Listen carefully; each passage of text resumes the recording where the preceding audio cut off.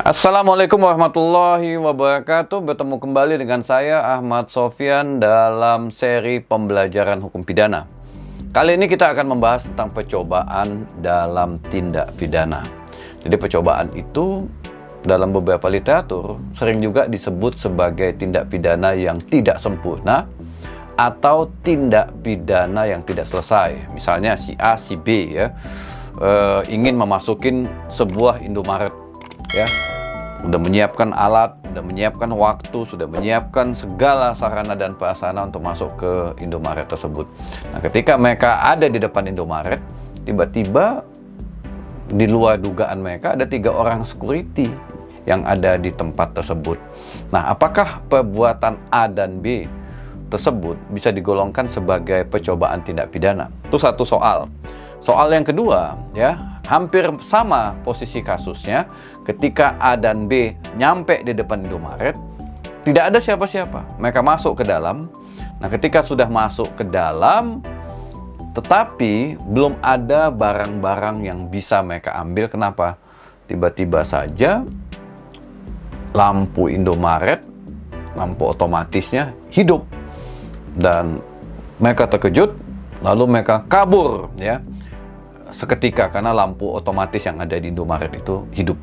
Nah, apakah perbuatan yang kedua ini masuk dalam kategori percobaan tindak pidana atau yang pertama?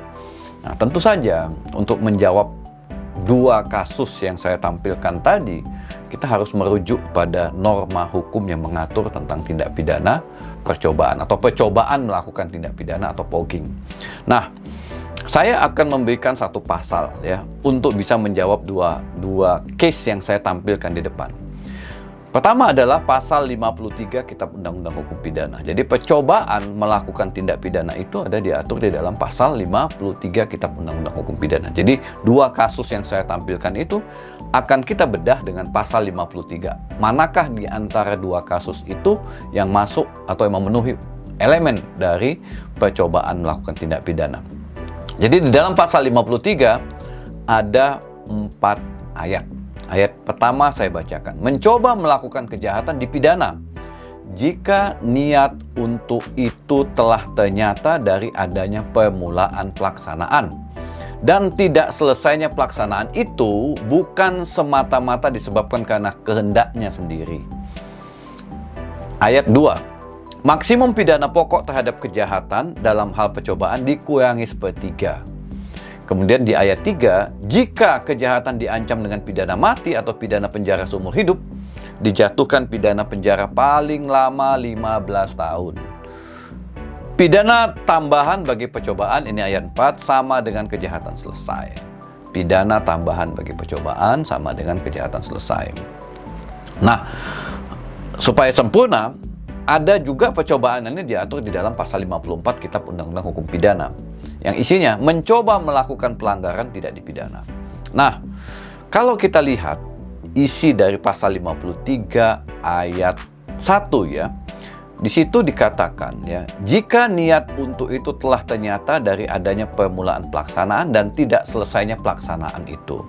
Jadi para pelaku sudah punya niat untuk melaksanakan atau untuk mewujudkan tindak pidana. Niatnya sudah ada, mens reanya sudah ada, sikap batin jahatnya sudah ada. Mereka pun melaksanakan perbuatan tersebut, sudah ada permulaan pelaksanaan. Tetapi tidak selesai permulaan pelaksanaan itu. Tetapi tidak selesainya permulaan pelaksanaan itu bukan dari kehendak dari si pelaku. Berarti ada faktor-faktor di luar diri pelaku yang menyebabkan perbuatan tersebut tidak diwujudkan secara sempurna. Jadi di dalam doktrin inilah yang sering disebut dengan delik-delik yang belum selesai, atau delik-delik yang tidak sempurna. Jadi ada, kalau kita bicara soal delik ada delik yang selesai, ada delik yang belum selesai. Jadi percobaan itu digolongkan sebagai delik yang belum selesai. Atau di tempat lain, di dalam doktrin lain, kadang-kadang juga disebut sebagai delik yang tidak sempurna. Jadi di dalam pasal 53 ayat 1 KUHP, itu inti daripada pengertian percobaan, Unsur-unsur percobaan itu ada di pasal 53 ayat 1. Jadi pasal 53 ayat 1 itu paling tidak ada 3 elemen penting yang harus Anda pahami. Elemen pertama adalah adanya niat. Mens rea, sikap batin dari pelaku untuk mewujudkan tindak pidana. Jadi ada sikap batin jahat pada diri pelaku untuk mewujudkan tindak pidana. Sikap batin itu adalah sebuah perwujudan dari kolbu, ya, untuk melaksanakan sesuatu yang jahat atau yang bertentangan dengan norma. Jadi ada pikiran-pikiran dari pelaku. Jadi kalau kita kembali ke kasus tadi, A dan B tadi punya pikiran untuk masuk ke dalam Indomaret secara ilegal. Itu kita sebut dengan pencurian. Berarti niat jahatnya, kolbunya, mens reanya ingin melakukan perbuatan pencurian. Nah, ada niat jahatnya. Kemudian ayat di dalam elemen kedua, adanya perbuatan pelaksanaan dari niat atau kehendak tersebut. Jadi permulaan pelaksanaannya, ya mereka menyiapkan alat-alat, kemudian mereka juga memantau tempat itu, kapan kosongnya, ada penjaganya atau tidak. Perbuatan permulaan pelaksanaan itu diwujudkan oleh mereka. Jadi sudah ada perencanaan, sudah ada persiapan, lalu diwujudkan. Oke. Mewujudkan tindak pidana pencurian kalau kasusnya pada Indomaret tadi. Pelaksanaan tidak selesai semata-mata di luar kehendak. Jadi udah ada permulaan pelaksanaan, tetapi permulaan pelaksanaannya itu tidak selesai. Tidak selesainya permulaan pelaksanaan itu bukan kehendak dari pelaku. Ya, bukan semata-mata kehendak dari pelaku. Jadi ketika mereka masuk ke atau berada di sekitar Indomaret, mereka lihat ada security. Nggak jadilah kita masuk. Kalau kita masuk berbahaya, security-nya ada 3 lagi itu. Terhenti. Nah, karena kehendaknya itu diputuskan semata-mata dari para pelaku sendiri untuk menghentikan tindak pidana pencurian tadi, maka ini tidak masuk dalam kategori percobaan. Kenapa? Karena mereka menghentikan permulaan, bukan menghentikan niat jahatnya tadi itu karena kesadaran mereka sendiri. Karena resiko jika mereka tetap melaksanakan, maka mereka kena tangkap dan bisa dipidana. Nah, untuk kasus yang kedua, permulaan pelaksanaan itu sudah ada. Mereka masuk ke dalam Indomaret, oke? Dengan segala cara, apakah dia bongkar pintunya, atau dia menggunakan kunci palsu, atau mereka sudah menentukan lokasi-lokasi yang tidak terkunci pada saat itu, atau tidak dijaga pada saat itu. Mereka sudah masuk. Begitu mereka masuk, rupanya lampu otomatisnya hidup. Seketika mereka kabur. Nah, ini masuk dalam kategori percobaan. Kenapa? Pelaksanaan kegiatan pencurian itu sudah mereka lakukan. Mereka sudah masuk ke dalam. Mereka tidak jadi mencuri, bukan karena kehendak mereka sendiri, tetapi karena ada sistem lighting yang ada pada Indomaret tersebut yang menyebabkan mereka takut. Mungkin ketika lampu hidup, ada kamera dan segala macam, dan mereka kabur. Nah, perbuatan yang kedua tadi itu masuk dalam kategori percobaan melakukan tindak pidana. Kenapa? Mereka gagal mencuri bukan karena kehendak dia sendiri, tetapi karena adanya sistem yang dibangun atau yang disediakan pada Indomaret tersebut. Nah, disinilah letak unsur daripada pasal 53 ayat 1 tentang percobaan tindak pidana tersebut. Nah, saya juga akan mendalami ya tentang tentang permulaan pelaksanaan ini.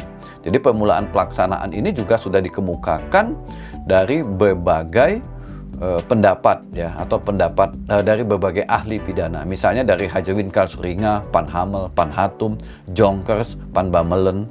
Dia menyatakan bahwa niat untuk melakukan percobaan itu adalah niat yang sengaja ingin diwujudkan. Jadi percobaan tindak pidana itu menurut para ilmuwan yang saya sebutkan tadi merupakan delik-delik yang sengaja, bukan delik-delik yang tidak sengaja. Ingat ya, dalam tindak pidana itu, dalam ajaran kesalahan itu, ada kesalahan yang disengaja, ada kesalahan yang tidak disengaja.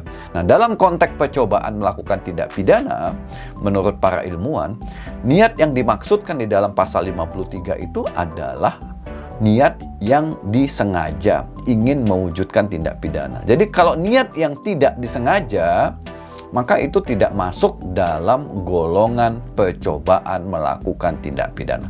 Itu poin penting di dalam niat yang dikemukakan oleh Van Bemmelen, Hadjewinkel, Suringa, kemudian Pan Hamel, Pan Hatum, dan Jonkers ya. Dan itu juga terwujud dalam beberapa putusan yang diterbitkan oleh Mahkamah Agung maupun memori Pantulichting sebelum Indonesia merdeka. Kemudian juga kesengajaan ini lebih spesifik lagi, karena kesengajaan itu kan ada 3 degradasi. Kesengajaan dengan maksud, kesengajaan dengan kepastian, kesengajaan dengan sadar kemungkinan.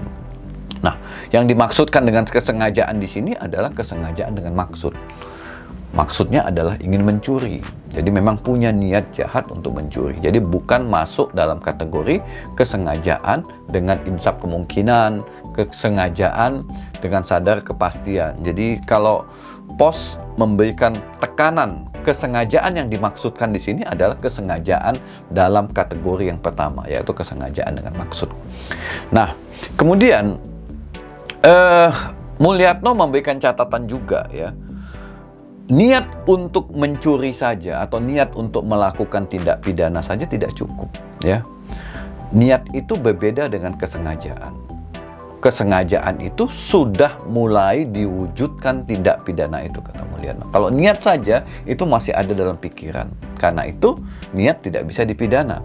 Niat yang sudah diwujudkan tetapi gagal atau tidak sempurna lah yang bisa dikenakan pidana. Itulah masuk dalam kategori percobaan melakukan tindak pidana. Meskipun niat itu juga punya itikat yang buruk ya, yang bisa membahayakan orang lain. Tetapi karena niat itu belum diwujudkan, kita tidak bisa mempidana niat yang belum diwujudkan tersebut. Itu menurut catatan Mulyatno terkait dengan niat. Berikutnya adalah tentang batasan permulaan pelaksanaan. Jadi batasan permulaan pelaksanaan sudah ada perbuatan. Lalu apa sih perbedaan antara batasan permulaan pelaksanaan dengan persiapan melakukan tindak pidana? Karena kadang-kadang ada juga yang disebut dengan persiapan melakukan tindak pidana yang dalam bagian dalam tindak pidana tertentu juga agak sulit dibedakan mana persiapan melakukan tindak pidana, mana yang disebut dengan permulaan pelaksanaan. Misalnya A dan B ingin menghancurkan atau ingin menangkap ikan di sungai. Lalu mereka padahal untuk menangkap ikan di sungai itu ada larangan dengan menggunakan bom, baik bom yang dibuat atau dibeli atau bom yang melalui rakitan. Nah, A dan B merakit ya. Karena mereka punya keahlian dalam merakit bom, mereka merakit bom untuk bisa meledakkan satu kawasan sungai tertentu supaya ikannya cepat dapat. Mereka udah rakit bom itu. Nah, mereka udah beli bahan-bahannya, ya. Tetapi bom yang sudah dirakit tadi, bom ikan ya, yang sudah dirakit tersebut ternyata belum mereka bawa, masih mereka simpan. Tetapi ketika lalu ada polisi yang dilaporkan oleh X bahwa A dan B ingin mengebom sungai. Dan bom itu sudah dipersiapkan. Tapi bom tersebut belum dibawa ke sungai. Nah, pertanyaannya, apakah perbuatan A dan B tadi bisa digolongkan sebagai permulaan pelaksanaan atau digolongkan sebagai persiapan melakukan tindak pidana? Nah, dalam konteks ini, para ahli atau ilmuwan hukum pidana memiliki perbedaan pendapat ya, terkait dengan masalah apa batasan konkret antara persiapan melakukan tindak pidana dengan permulaan pelaksanaan. Dalam konteks ini banyak menyatakan ini masih persiapan melakukan tindak pidana. Kenapa? Bisa jadi bom yang sudah mereka rakit itu tidak jadi mereka gunakan untuk meledakkan sungai. Bisa jadi tidak terwujud. Ya mungkin mereka memikirkan dampak-dampak yang akan terjadi. Jadi tidak bisa digolongkan sini sebagai permulaan. Meskipun itu sudah ditangkap oleh polisi, sudah ada bom itu di dalam rumah mereka. Bom ikan ya, bukan bom ikan dengan bom untuk meledakkan tempat tertentu tentu berbeda. Bom ikan itu hanya bisa meledakkan kawasan atau daerah-daerah yang kecil dan ikannya akan keracun atau ikannya akan terkejut dan sehingga ikan tersebut bisa mudah ditangkap. Jadi bisa jadi itu belum Bisa jadi mereka mengurungkan niatnya untuk meledakkan sungai tersebut. Jadi ini tidak bisa digolongkan sebagai permulaan pelaksanaan. Tetapi ilmuwan lain menyatakan ini bisa digolongkan sebagai persiapan pelaksanaan. Kenapa? Niat mereka untuk meledakkan sungai tersebut sudah ada. Mereka sudah membeli bahan-bahannya, sudah mempersiapkan bom tersebut. Cuman mereka belum membawa bom tersebut ke kawasan sungai yang akan diledakkan. Karena itu ini juga digolongkan sebagai bentuk permulaan pelaksanaan. Hanya belum diwujudkan saja perbuatan mereka tersebut. Jadi karena itu dalam permulaan pelaksanaan ini ada perbedaan pendapat. Ini contoh lain ya, misalnya begini. A pergi ke rumah C untuk meminjam pistol. A mengisi pistol dengan peluru. A membawa pistol tersebut menuju ke rumah B. A membidik pistol itu ke arah B. Ditariknya pelatuk, kemudian tembakannya meleset. Tidak mengenai si B, tetapi mengenai dinding. Apakah perbuatan A tersebut ya bisa digolongkan sebagai percobaan tindak pidana atau bukan percobaan tindak pidana? Kalau kita lihat, dia sudah memegang pistol, sudah mengisi pistol dengan peluru, sudah menarik pelatuknya, tidak kena pada sasarannya. Mungkin dia tidak profesional atau si B tahu sehingga dia bergerak. Nah, kalau dalam konteks ini masuk dalam kategori percobaan. Sudah ada permulaan pelaksanaan, udah diisinya, udah ditembakkannya, tidak kena aja pada si B, sehingga dalam konteks ini percobaan melakukan pembunuhan pada si B. Nah, demikian juga misalnya atau ini masuk dalam kategori perbuatan yang sudah selesai. Nah, sudah selesai karena peluru sudah ditembakkan, tidak kena sama si B. Masalahnya si B tidak mati. Karena tidak mati, maka tidak bisa digolongkan sebagai tindak pidana pembunuhan. Jadi perbuatannya itu tidak sempurna. Demikian juga misalnya seorang pegawai kantor pos ingin mengambil surat barang-barang di sebuah gudang. Dia kira semua pegawai yang lain sudah pulang, sembunyilah di kamar mandi. Nah, dianggapnya sudah sepi, kemudian dia keluar dari kamar mandi. Begitu dia mengambil barang, ketahuan. Apakah ini masuk dalam kategori permulaan pelaksanaan? Kalau ini jelas, sudah ada itikat, sudah ada niat bersembunyi di kamar mandi, dan barang tersebut sudah dipegangnya, ketahuan. Maka ini juga masuk dalam kategori sudah ada permulaan pelaksanaan dan percobaan melakukan pencurian. Jadi ada kalanya dalam kasus-kasus tertentu agak sulit membedakan mana permulaan pelaksanaan, mana persiapan pelaksanaan dari tindak pidana tersebut. Nah, untuk memperdalam kasus-kasus percobaan melakukan tindak pidana ini, silahkan mengikuti ya slide saya di akhir perkuliahan ini.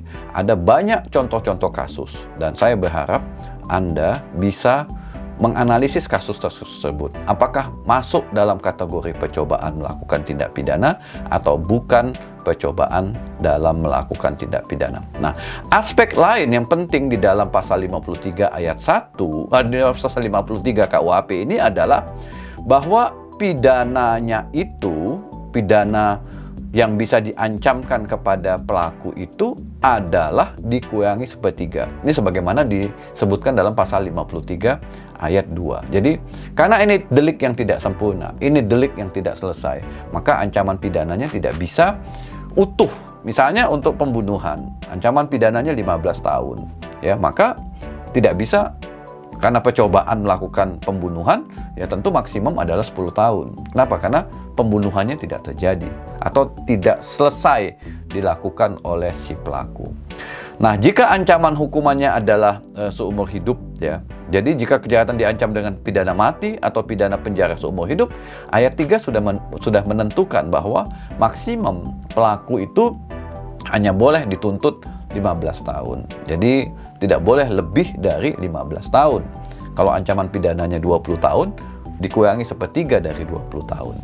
Jadi demikian saudara-saudara. Dan satu lagi ya, sebelum saya tutup, percobaan melakukan pelanggaran sebagaimana diatur dalam pasal 54 KUHP tidak masuk tidak bisa digolongkan sebagai sebuah percobaan. Jadi kan di dalam KUHP itu ada kejahatan dan ada pelanggaran. Jadi percobaan melakukan pelanggaran itu tidak masuk dalam delik-delik yang tidak sempurna atau delik-delik yang tidak selesai. Jadi hanya dibatasin pada kejahatan saja yang digolongkan sebagai percobaan. Demikian pembelajaran hukum pidana tentang percobaan. Semoga memberikan manfaat bagi Anda, dan saya berharap Anda semua untuk memperdalam dengan beberapa contoh yang sudah saya sebutkan akan terlihat di dalam akhir perkuliahan ini, sehingga Anda bisa mendalamin mana percobaan melakukan tindak pidana dan mana kasus-kasus yang bukan percobaan melakukan tindak pidana. Sampai ketemu dan salam hukum pidana.